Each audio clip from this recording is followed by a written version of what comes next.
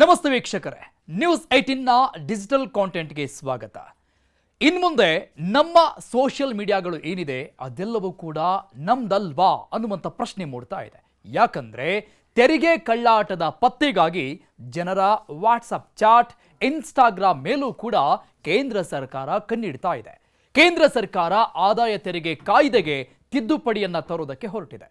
ಹೊಸ ಕಾಯ್ದೆಯೊಂದಿಗೆ ಇನ್ಮುಂದೆ ಐಟಿ ಅಧಿಕಾರಿಗಳು ನಿಮ್ಮ ಡಿಜಿಟಲ್ ಚಟುವಟಿಕೆಗಳ ಮೇಲೂ ಕೂಡ ನಿಗಾ ಇಡಲಿದ್ದಾರೆ. ಈ ಮೂಲಕವಾಗಿ ತೆರಿಗೆ ಕಳ್ಳಾಟಗಳನ್ನು ಪತ್ತೆ ಹಚ್ಚಿ ಟ್ಯಾಕ್ಸ್ ವಸೂಲಿಯನ್ನ ಮಾಡಲಿದ್ದಾರೆ. ಹಳೆಯ ಆದಾಯ ತೆರಿಗೆ ಕಾನೂನು ಡಿಜಿಟಲ್ ಸ್ವತ್ತುಗಳನ್ನು ಪರಿಶೀಲನೆ ಮಾಡುವುದಕ್ಕೆ ಕಾನೂನು ಬೆಂಬಲ ಕೊಡ್ತಾ ಇರಲಿಲ್ಲ. ಹಾಗಾಗಿ ಈ ಹೊಸ ಕಾಯ್ದೆಯನ್ನ ಜಾರಿಗೆ ತರಲಾಗ್ತಾ ಇದೆ. ಇದೇ ಕಾರಣಕ್ಕೆ ಇದನ್ನೀಗ ಸೇರ್ಪಡೆ ಮಾಡಲಾಗ್ತಿದೆ. ಹೊಸ ಆದಾಯ ತೆರಿಗೆ ಕಾಯ್ದೆಯಲ್ಲಿ ಡಿಜಿಟಲ್ ಅಂಶಗಳ ಪರಿಶೀಲನೆಯನ್ನ ಸೇರ್ಪಡೆ ಮಾಡಲಾಗ್ತಿದೆ. ತೆರಿಗೆ ಕಳ್ಳಾಟ ಪತ್ತೆಗೆ ಜನರ ವಾಟ್ಸಾಪ್ ಚಾಟ್, ಇನ್ಸ್ಟಾಗ್ರಾಮ್ ಮೇಲೂ ಕೂಡ ಕೇಂದ್ರ ಸರ್ಕಾರ ಈ ಹಿನ್ನೆಲೆಯಲ್ಲಿ ಕಣ್ಣಿಡ್ತಾ ಇದೆ. ಈ ಹೊಸ ಕಾಯ್ದೆಯೊಂದಿಗೆ ಇನ್ಮುಂದೆ ಐಟಿ ಅಧಿಕಾರಿಗಳು ಡಿಜಿಟಲ್ ಚಟುವಟಿಕೆಗಳ ಮೇಲೂ ನಿಗಾ ವಹಿಸಲಿದ್ದಾರೆ. ಈ ಮೂಲಕ ತೆರಿಗೆ ಕಟ್ಟದೇನೆ ಕಳ್ಳಾಟಗಳನ್ನು ಮಾಡುವಂಥವರನ್ನ ಪತ್ತೆ ಹಚ್ಚುವುದಕ್ಕೆ, ಈ ಮೂಲಕವಾಗಿ ಟ್ಯಾಕ್ಸ್ ಅನ್ನ ವಸೂಲಿ ಮಾಡುವುದಕ್ಕೆ ಈ ನಿರ್ಧಾರ ಕೇಂದ್ರ ಸರ್ಕಾರದಿಂದ ಮಾಡಲಾಗ್ತಾ ಇದೆ. ಡಿಜಿಟಲ್ ಫೋರೆನ್ಸಿಕ್ಸ್ ತೆರಿಗೆ ವಂಚನೆಯ ಪರಿಶೀಲನೆಗೆ ಇದು ನೆರವಾಗಲಿದೆ. ಯಾವ ರೀತಿಯಾಗಿ ಕ್ರೈಮ್ ಆದಂಥ ಸಂದರ್ಭದಲ್ಲಿ FSL ಅನ್ನ ಮಾಡಲಾಗುತ್ತೆ, ಆ ರೀತಿಯಾಗಿ ಡಿಜಿಟಲ್ ಫೋರೆನ್ಸಿಕ್ ತೆರಿಗೆ ವಂಚನೆಯ ಪರಿಶೀಲನೆಗೆ ಇದು ನೆರವಾಗುತ್ತೆ. ಹಿಂದಿನ ಆದಾಯ ತೆರಿಗೆ ಕಾಯ್ದೆಯಲ್ಲಿ ಡಿಜಿಟಲ್ ಸ್ವತ್ತುಗಳನ್ನು ತನಿಖೆಗೆ ಒಳಪಡಿಸೋದಕ್ಕೆ ಕಾನೂನು ಯಾವ ರೀತಿಯಾಗಿ ಬೆಂಬಲವನ್ನು ಕೊಡ್ತಾ ಇರಲಿಲ್ಲ, ಸಾಕಷ್ಟು ಬೆಂಬಲ ಇರ್ತಾ ಇರಲಿಲ್ಲ. ಈ ಹಿನ್ನೆಲೆಯಲ್ಲಿ ಹೊಸ ಆದಾಯ ತೆರಿಗೆ ಮಸೂದೆ 2025ರ ಅಡಿಯಲ್ಲಿ ಡಿಜಿಟಲ್ ಸ್ವತ್ತುಗಳನ್ನು ಪತ್ತೆ ಹಚ್ಚೋದಕ್ಕೆ ಕಾನೂನು ನಿಬಂಧನೆಗಳನ್ನು ಬಲಪಡಿಸೋದಕ್ಕೆ ಕೇಂದ್ರ ಸರ್ಕಾರ ಮುಂದಾಗ್ತಾ ಇದೆ.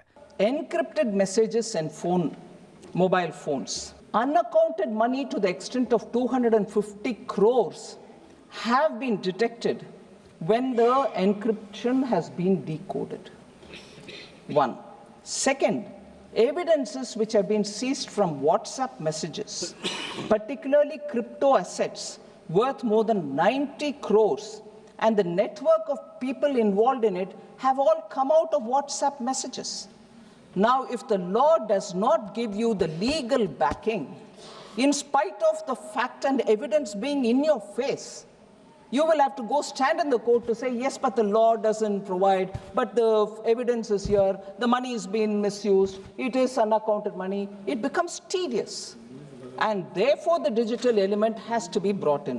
I'll bring it. ಈ ಹೊಸ ಮಸೂದೆಯು ಅಧಿಕಾರಿಗಳಿಗೆ ಇಮೇಲ್ಗಳು, ವಾಟ್ಸಾಪ್ ಮತ್ತು ಟೆಲಿಗ್ರಾಮ್ಗಳಂತಹ ಸಂವಹನ ವೇದಿಕೆಗಳನ್ನು ಹಾಗೂ ಹಣಕಾಸಿನ ವಹಿವಾಟುಗಳನ್ನು ಮರೆ ಮಾಡುವುದಕ್ಕೆ ವ್ಯವಹಾರಗಳು ಬಳಸುವಂತಹ ಎಂಟರ್ಪ್ರೈಸ್ ಸಾಫ್ಟ್ವೇರ್ ಮತ್ತು ಸ್ಟೋರೇಜ್ ಸರ್ವರ್ಗಳನ್ನು ಪ್ರವೇಶ ಮಾಡುವುದಕ್ಕೆ ಕೂಡ ಅನುವು ಮಾಡಿಕೊಡುತ್ತೆ. ನ್ಯಾಯಾಲಯದ ಮುಂದೆ ತೆರಿಗೆ ವಂಚನೆಯನ್ನ ಸಾಬೀತುಪಡಿಸೋದಕ್ಕೆ ಡಿಜಿಟಲ್ ಖಾತೆಗಳಿಂದ ಪುರಾವೆಗಳನ್ನು ಅಂದರೆ ಸಾಕ್ಷಿಗಳನ್ನು ಸಂಗ್ರಹಿಸೋದಕ್ಕೆ ಇದು ಅತ್ಯಗತ್ಯ ಅವಶ್ಯವಾಗಿರುತ್ತೆ. ಅಲ್ಲದೆ ತೆರಿಗೆ ವಂಚನೆಯ ನಿಖರವಾದ ಮೊತ್ತವನ್ನು ಲೆಕ್ಕಾಚಾರ ಮಾಡೋದಕ್ಕೂ ಕೂಡ ಇದು ಬಹಳಷ್ಟು ಅನುಕೂಲವಾಗುತ್ತೆ ಅಧಿಕಾರಿಗಳಿಗೆ. ಆದಾಯ ತೆರಿಗೆ ಮಸೂದೆ 2025 ಸದ್ಯಕ್ಕೆ ಪ್ರಸ್ತುತ ಸಂಸತ್ತಿನ ಆಯ್ಕೆ ಸಮಿತಿಯ ಪರಿಶೀಲನೆಗೆ ಒಳಪಟ್ಟಿದೆ, ಚರ್ಚೆ ಆಗ್ತಾ ಇದೆ. ಇದು ಸದ್ಯಕ್ಕೆ ಕಾನೂನಿನ ತಜ್ಞರು ಈ ಬಗ್ಗೆ ಒಂದಿಷ್ಟು ಕಳವಳ ವ್ಯಕ್ತಪಡಿಸ್ತಾ ಇದ್ದಾರೆ. ಕಾರಣ ಇದು 1961ರ ಕಾಯ್ದೆಗೆ ಆಗ್ತಾ ಇರುವಂತಹ ಪ್ರಮುಖವಾದಂತಹ ಬದಲಾವಣೆ, ಒಂದು ರೀತಿಯಾದಂತಹ ತಿದ್ದುಪಡಿ.